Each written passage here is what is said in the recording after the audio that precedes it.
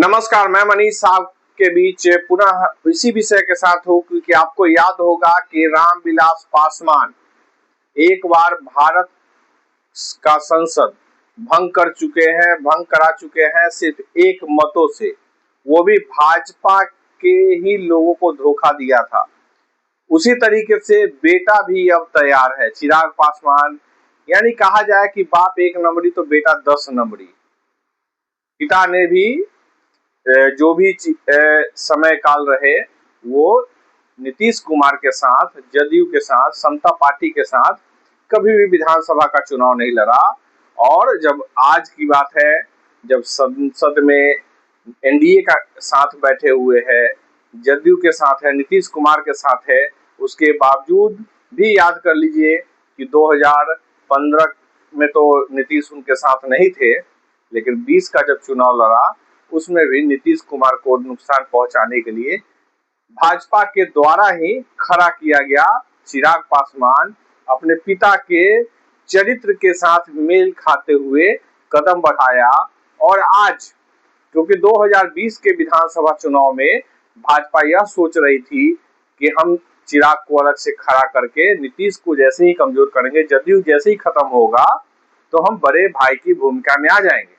लेकिन उनको यह नहीं पता था कि वो बबूल का पेड़ रोप रहे हैं, बबूल का बीज लगा रहे हैं।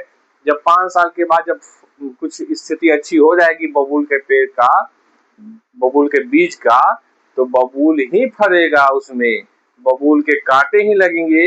यह भाजपाई भूल गए थे। भाजपा के शीर्ष नेतृत्व जो कि नरेंद्र मोदी और अमित शाह के नेतृत्व में है, और उसको बिहार में संरक्षण और मार्गदर्शन देने का काम, उसको प्रोटेक्शन देने का काम, उस रास्ते पे चलने का एक रास्ता दिखाने का काम नित्यानंद राय गृह राज्य मंत्री आज के डेट में है, अमित शाह के साथ गलबहियां करते हैं और चिराग को प्रोवोक करते हैं कि आप नीतीश कुमार को कमजोर करने में, खत्म करने में, और कहा जाए कि नीतीश को ही नहीं जदयू को खत्म करने में पूरी ताकत लगा दी जाए।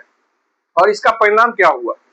भले ही नीतीश कुमार कमजोर हुए, थोड़ा सीट कम आया, लेकिन नीतीश कुमार फिर भी 5 साल का अपना कार्यकाल पूरा कर रहे हैं। उनके ही नेतृत्व में चुनाव हो रहा है। भाजपा की इतनी हिम्मत नहीं है कि नीतीश को इग्नोर कर बिहार विधानसभा में चुनाव लड़ सके।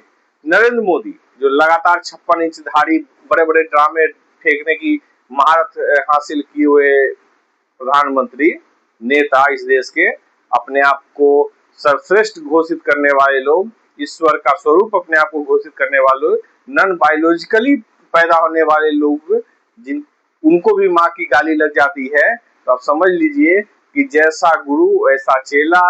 आज के कलयुग के तथाकथित हनुमान तो उनके राम आज के कैसे हुए? उन्हीं के पेड़ पर बैठकर, उन्हीं से सिंचा हुआ वृक्ष आज चिराग पासवान भाजपा का जीना हराम करके रख दिया है। तो आज से नॉमिनेशन प्रक्रिया प्रारंभ है और चिराग के कारण एनडीए गठबंधन में अब तक गठबंधन, ठगबंधन, लूट जो पार्ट की गतिविधि है उसका कोलैबोरेशन नहीं हो पाया, संगठनात्मक संरचना नहीं बन पाई, संगठन का रूप नहीं ले पाया। सुनने में आ रहा है कि धीरे धीरे कुछ बातें बन रही है और इस बार पहली बार होगा जब नीतीश कुमार के साथ रामविलास ग्रुप यानी उनके पुत्र भी आकर के आगे काम करेंगे, चुनाव लड़ेंगे और चुनाव की प्रक्रियाओं में शामिल हो सकते हैं। जो सूचना खैर हो या न हो, लेकिन यह स्पष्ट है कि बिहार फर्स्ट, बिहारी फर्स्ट का नारा देने वाले चिराग पासवान परिवार फर्स्ट के नारे पर ही चल रहे हैं। उनको न उनके पिता को कभी बिहार से लगाव था और न उनके पुत्र को बिहार से कोई लगाव है। बड़े बड़े नारे और बड़े बड़े वादों में नरेंद्र मोदी के चरित्र के अनुरूप चिराग पासवान आगे बढ़ रहे हैं। अच्छे दिन तो भारत में किसी के नहीं है नरेंद्र मोदी के अलावा या भाजपा के अलावा। उसी तरीके से जदयू को खत्म करने की आड़ में उन्होंने अपने लिए घाव बना लिया। फोड़ा फुंसी होते हुए बड़ा बवंडर घाव बनकर के आज चिराग पासवान के रूप में खड़ा है और चिराग पासवान ने एनडीए की कवर खोदने की पूरी तैयारी कर ली है। और जान लीजिए यह बहुत बड़ी षड्यंत्र है जिस पर मैं लगातार कई वीडियो में कहा हूं, थोड़ा सा सीटों का बंटवारा होने दीजिए, थोड़ी सी गतिविधि बढ़ने दीजिए तो मैं आपको बताऊंगा कि किस प्रकार से भारत की राजनीति को खत्म करने की पूरी तैयारी भाजपा के द्वारा रची गई है। और इसमें सिर्फ भाजपा इन्वॉल्व नहीं है, इसमें कांग्रेस की भी बड़ी भूमिका है जो अभी लोगों को समझ में नहीं आ रही है। तो यह जान लीजिए कि एक इलेक्शन, ये जो बात चल रही है एक देश एक इलेक्शन, उसके तर्ज पर ही यहाँ पे एक पार्टी पक्ष और एक पार्टी विपक्ष के लिए तैयारी की जा रही है। धीरे धीरे मिली-जुली तरीके से लोगों को खत्म करने की तैयारी चल रही है। लोकतांत्रिक व्यवस्थाओं को अघोषित लोकतांत्रिक व्यवस्था में बदलने की तैयारी है।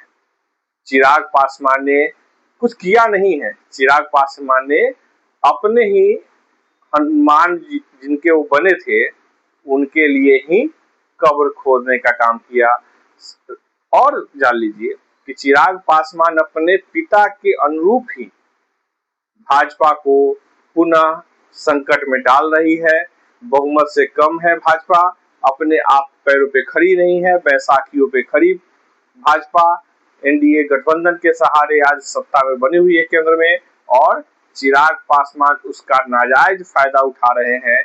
जिस व्यक्ति ने परिवार के अलावा किसी का भला नहीं किया, पूरे परिवार ने सिर्फ दलितों का शोषण करने का काम किया, दलितों के उत्थान के नाम पर जो भी सीट आरक्षित हुआ लोकसभा में, विधानसभा में, उसमें अपने परिवारों को ही सिर्फ सेट किया, और परिणाम यह है कि आज भी दलित और पिछड़े समाज का भला नहीं हो रहा है। तो पिछड़े की तो बात यहाँ हटा ही दूं तो अच्छा है, क्योंकि जिसे दलित और दलित कह करके संबोधित करके बड़ा बड़ा ब्रांडिंग किया गया। रामविलास पासवान ने दलित सेना की स्थापना की, आजीवन जब तक वो जिए राष्ट्रीय अध्यक्ष रहे दलित सेना के, और अब उनके भ्राता भाई हैं जो राष्ट्रीय अध्यक्ष है दलित सेना के, और उसी प्रकार से अपने पुत्र को दिया राष्ट्रीय पार्टी। और स्थिति यह बनी हुई है कि दोनों परिवार आपस में लड़कर सिर्फ ड्रामा यही कर रही है कि कौन बड़ा तो कौन बड़ा, कोई बड़ा नहीं, बस परिवार के सीमित दायरों में एक राजनीति चल रही है जिसके कारण परिवार बढ़ाने का, जो भी रिश्तेदार धीरे धीरे जुड़ रहे हैं उनको बढ़ाने का काम ही हो रहा है। अन्य दलित समाज के लोगों को चुनाव में लाने की कोई मंशा नहीं है, उनके उत्थान की कोई मंशा नहीं है। शिक्षा व्यवस्था पे रामविलास ने कभी बात नहीं किया, और आज चिराग पासवान भी कभी दलितों के उत्थान की बात नहीं करते हैं, जबकि आरक्षित सीट पे लड़ते हैं। तथा कथित तौर पे सनातनी बनने का ढोंग करते हैं, जैसे नरेंद्र मोदी सनातनी होने का ढोंग करते हैं, चंदन हमेशा लगा के कुछ हाथों में अपना धागा बांध करके रखते हैं, जिसे सनातन में शुभ माना जाता है। और इसी शुभ अंक को लेकर चिराग राजनीति करते हैं, और लोग उनके इस दिग्भ्रमित चेहरे पर भी भ्रम खाकर अपना मतदान करते हैं, और नुकसान सनातन प्रेमियों के भाजपा के पार्टी को होती है। भाजपा ऐसे सनातनी नहीं है, हिंदू है, तो सनातनियों के लिए भी घातक है। और जो अभी हिंदू बने बैठे हैं, हिंदू के सम्राट बने बैठे हैं नरेंद्र मोदी, अमित शाह जैसे लोग, उनके लिए कब्र खोदने का काम बाप ने भी किया और बेटे भी ने भी शुरू कर रखा है, और लगातार नुकसान पहुंचा रही है। जितना नुकसान जदयू को पहुंचाना चाहती है, जदयू उतना मजबूत होते जा रहा है, और एक बड़ी भूमिका में जदयू आ रहा है। और कल एक बड़े लीडर, राष्ट्रीय स्तर के लीडर जदयू में शामिल हो रहे हैं, डॉक्टर अरुण कुमार। और अरुण कुमार जहानाबाद से सांसद रहे, कई बार एमएलसी रहे, और कई बड़ी भूमिकाओं में रहे, और इसका परिणाम होगा उनके दरवाजे पे चिराग पासवान जाकर के धोखाधड़ी करके कि आप मेरे चाचा हैं, पिता के मित्र हैं, आप हमें अभिभावक के रूप में लेकर के चलिए, मैं बच्चा हूं। लेकिन मैंने उस समय भी डॉक्टर अरुण कुमार जी को कहा था कि आप इस भ्रम में नहीं रहें कि जो अपने चाचा का बच्चा नहीं बन पाया वो क्या आपको चाचा मानेगा। बस यह षड्यंत्र है, ढोंग है, और यह सिर्फ धोखाधड़ी और फ्रॉडगिरी करेगा। और चिराग पासवान का चरित्र अपने पिता से बिल्कुल मेल खाता है। दलित समाज के शोषण करने का काम वो विभिन्न लोगों को दिखा करके सिर्फ करता है, और यही हाल है कि अपने परिवारवादी नीतियों में आरोप भी लगा। अशोक चौधरी पे अगर आरोप लगा पीके के द्वारा, प्रशांत किशोर के द्वारा, कि अपनी बेटी के लिए टिकट खरीदा, तो बेचा किसने? चिराग पासवान ने। तो चिराग पासवान की विरासत जो है, रामविलास पासवान की संपत्ति जो है इस देश में, दलित कार्ड के कारण आज तक का यह आरोप नहीं लगा कि उसने, रामविलास पासवान और चिराग पासवान ने घोटाले नहीं किए, पैसे नहीं बनाए। जबकि अगर देखा जाए तो 78 सालों के इतिहास में दलित समाज से आने वाले इस परिवार ने इतना घोटाला किया, इतना पैसा अर्जित किया है, जिसकी समीक्षा जांच हो जाए तो लोगों के आंख कभी खुल नहीं पाएंगे, या कहा जाए कि जब खुले होंगे तो बंद करने में उनको शौक लग जाएगा कि हम किस प्रकार से अपनी आंखें बंद करें। तो चिराग पासवान बिहार के लिए ही नहीं, देश के लिए भी नुकसानदायक है। यह दलित परिवार किसी भी दलित के हितों की काम ना नहीं करता है, अपने पारिवारिक व्यवसाय में ही लगा हुआ है। राजनीति को एक पारिवारिक उद्योग बना करके चिराग पासवान रामविलास के पुष्प आगे बढ़ा रहे हैं, और परिणाम भुगतना किसको पड़ रहा है, तो समाज के वैसे लोग को जो चिराग पासवान के साथ खड़ा होते इसलिए है क्योंकि भाजपा अपने पैरों पे आज तक खड़ी नहीं हो पाए। नीतीश गठबंधन की राजनीति में फंसे रह गए, एकल नीति में नहीं आ पा रहे हैं। सब लोग गठबंधन किसी न किसी प्रकार से तोड़ मरोड़ कर रहे हैं। कोई भी पार्टी अपने बिहार के विधानसभा चुनाव में आप देखिएगा, कोई भी पार्टी चुनाव, जो स्थापित पार्टियां हैं उसमें से कोई भी पार्टी सरकार बनाने के लिए चुनाव नहीं लड़ रही है। सब गठबंधन और ठगबंधन के लिए काम कर रहा है। तो एक ही विकल्प यहाँ पे बिहार में बच रहा है लोगों के लिए, जो सरकार बनाने के लिए काम कर रही है। अगर अकेला सरकार बनता है तो प्रशांत किशोर ही अकेला 243 सीटों पे चुनाव लड़ रहे हैं, यह अपने आप में बड़ी बात है। और चिराग इस बिहार के लिए महा फ्रॉड में गिनती आएंगे। बिहार फर्स्ट नहीं, परिवार फर्स्ट, फ्रॉड फर्स्ट के रूप में चिराग पासवान का परिचय बहुत जल्दी आप सभी के बीच में रखा जाएगा। रामविलास पासवान के घोटाले, बेईमानी, नौकरी के बदले पैसे, किस किस प्रकार से उन्होंने षड्यंत्र किया, इसकी भी कहानी धीरे धीरे मैं खोलता जाऊंगा। ये परत खुलेगा, ऐसा नहीं कि सब दिन बंद रहेगा, खुलेगा। आप सभी का शुक्रिया सुनने के लिए, धन्यवाद। इसको शेयर करिए, चिराग से बिहार को बचा लीजिए, एनडीए को बचा लीजिए, नहीं तो पुनः एक बड़ी हमला होने की तैयारी है।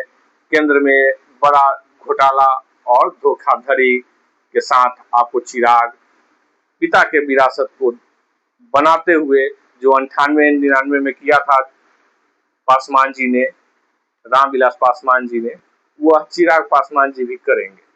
तो धन्यवाद।